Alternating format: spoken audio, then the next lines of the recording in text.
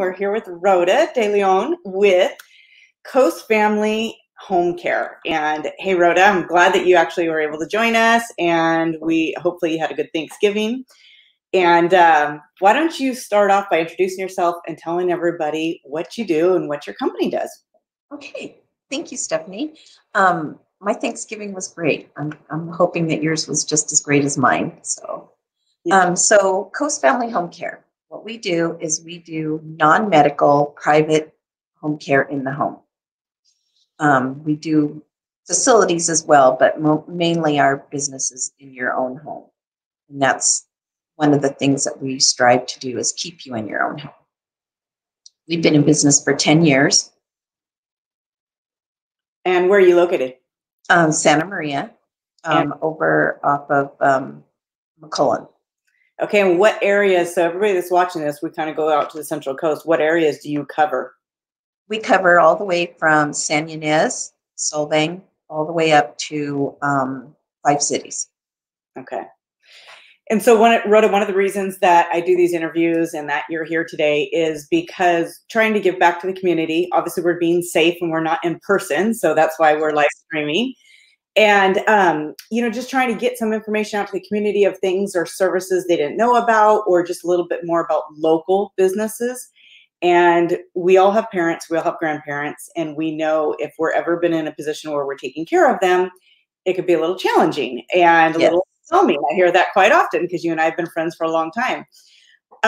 Why don't you kind of go through and explain, like, what exactly is home care? Like, what services do you offer, and how do people know when to raise the white flag and give you and say, I need some help? Okay, so home care services allows people to stay in their home is basically what it is. And we take care of anybody that is coming out of the hospital that's just had surgery, or they've been in the hospital because of dreaded COVID. We take care of all of them when they come home. So it could be they recovering from knee surgery or something like that, something minor. That's not real minor, but considering all the other things, it is minor. But we take care of anybody that's coming out of the hospital or somebody that's already at home that their loved one has come in and seen that they're not taking their medications properly, they're not bathing, their surroundings have pretty much deteriorated. They aren't taking care of things like they used to take care of them. Their bills aren't getting paid. That's when you know that your loved one is needing extra help, whether it be with you or with an agency like mine. And the difference between the two would be that when you're hiring an agency, you're hiring the agency. You're hiring them to do all your taxes on the employees. You're hiring them because they carry insurance, workers' comp. They're hurt in your home. It's not going to be on you. It's going to be on me. And they go through an extensive background check, all of our aides. And we are licensed by the state of California as of 2016 as well.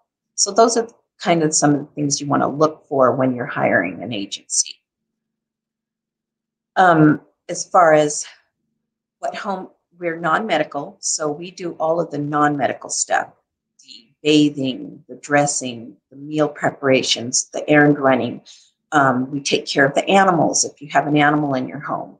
And a lot of people really look forward to that because a lot of our elderly do have animals and they're not able to walk them like they used to, or take them to the vet if they need to go. They're not driving anymore. So that's where we come in and help with daily activities of daily living is what it's called.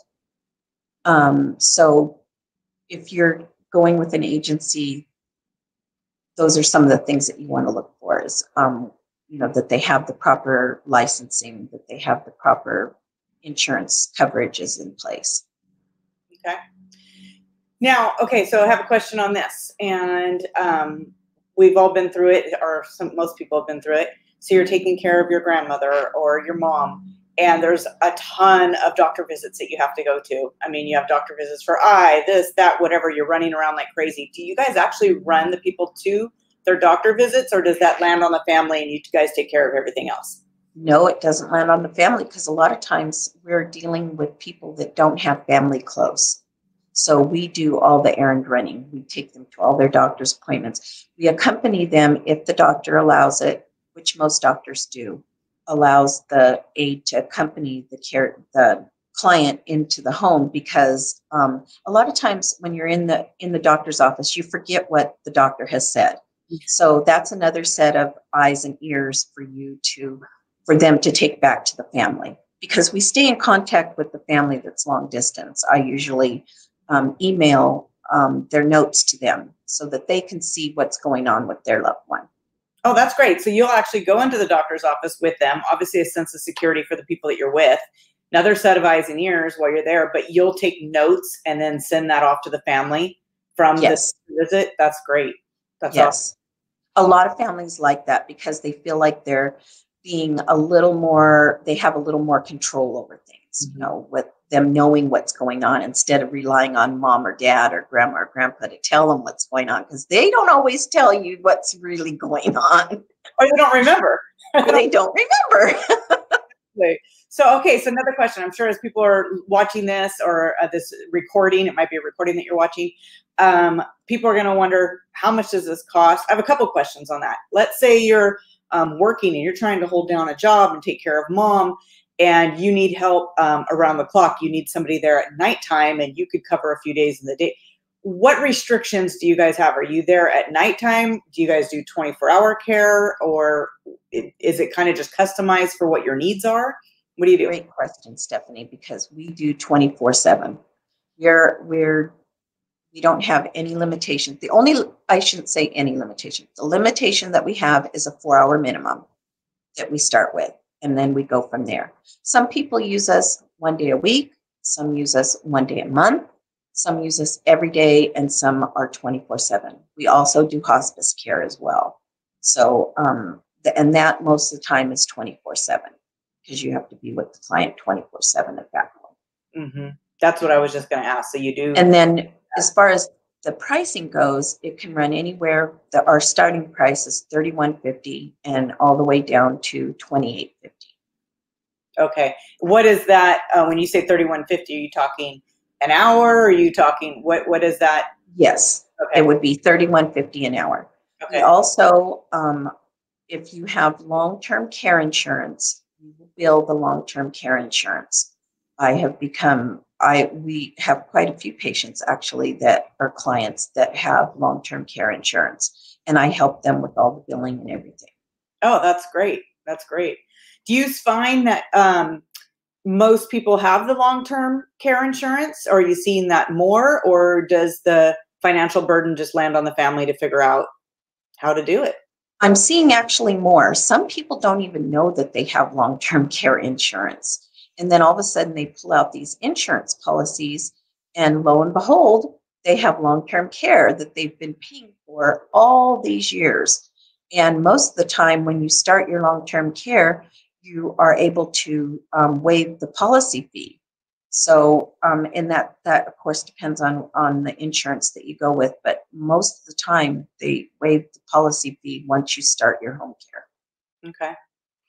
Well, I think that's great. I didn't even realize, and I'm glad that you're on today to kind of go over this with everybody. I didn't realize that you could just be hired, or your employees hired to help for like 1 day a week or 2 days a week, and it's because some people don't need 6-7 days a week. They might just need a couple days a month. I work with a few clients that their families are not here, and the elderly is here, the older person's here. They need some help just running around and doing errands, just running around, going to their doctor visits. So they could call you and definitely get going with you to help them out, especially if the family's out of town, right? Yes, absolutely. We do. Okay. We do that a lot. As a matter of fact, we also do, a lot of people are getting cataract surgery. And we do a lot of that where we pick them up and from their home and take them to the surgery center, and then bring them home and stay with them for maybe an hour or two, depending on how long they've already been in this surgery center, to make sure that they're doing okay, that they've got something to eat, that they're not having any complications after the surgery. Great. Now, how, all of our world has changed with COVID. How have you guys, what have you had to do for changes, or what are some of the things you've had to do for changes to still be allowed to help these people that need your help? Well, we have to make sure that we're not running fevers every day, that we have no symptoms. And I want to say that our girls have been wonderful. They all practice very good safety measures. And all of them have to wear gloves, they have to wear their mask, hand sanitizer, hand washing. We encourage everything. I put it in every book in the home, all of the precautions, all of the protocol that we have to do. Awesome. Well, you've covered a lot of stuff. One last question. On the background checks, you mentioned that you guys do that. What type of background checks do you do? Because I know some people, I've heard them say, oh, well, a friend of mine has a friend that could come take care of my mom. Mm-hmm. But they don't really know this friend. And No. background checks done. What kind of background checks do you guys do to give a little peace of mind to the family that's actually hiring you? We do live scan background checks, which is the best. And we send our people to the sheriff's department and they do the live scan fingerprinting. And that goes to not only the Department of Justice, but it goes to the FBI as well. All of our aides that we hire have to be registered with the state of California as well in order to work for us. And that means they have to go through this extensive background check, which we were already doing before we got licensed, and this new wave of be registered with the state of California came into effect. So we were already doing that, but they did one step further with going to the FBI for background as well. Awesome. Well, it takes a very special person to do what you do. Obviously, I've known you for a lot of years and you have a heart of gold. Oh, thank you. But hearing you talk about your patients and seeing the extra mile that you go, I mean, I know I personally could speak on your behalf that you really, really sincerely care about the people that you're taking care of, and obviously their family as well. So if there's anything else you'd like to add, maybe we could do a 2-part, 3-part series and kind of go in a little bit deeper to some of the things that you offer for families. Maybe we could do that later on if you're so willing to oblige and be on. That would be wonderful. Okay. I would love it. That's great. Well, hey, I didn't prep you for this one, but what would be, I'm asking everybody, what would be your message of hope to the community? If you had a message of hope in the times that we're in and COVID, and obviously we thought COVID was going to last a couple of weeks, back in March, and you're putting up Christmas trees. What would be your message of hope to the community? Is that we could get over this COVID, that we could get over it and become closer as people. With everything that's gone on, with all of the riots and everything else, it's just a matter of peace. I'd like to see a lot of peace come through with all of this happening, is what I'd like to see. Well, that's good. We just need to pass that wave. Yes. Thank you so much. Thank you, Stephanie. I appreciate it. Hopefully those that are watching have learned that there is a helping hand out there that can help you with your family members. And feel free to give Rhoda a call. Her number is at the bottom of the screen, and she'd be happy to help you and your family. Thank you. Yes, I would. All right. Bye-bye. Bye-bye.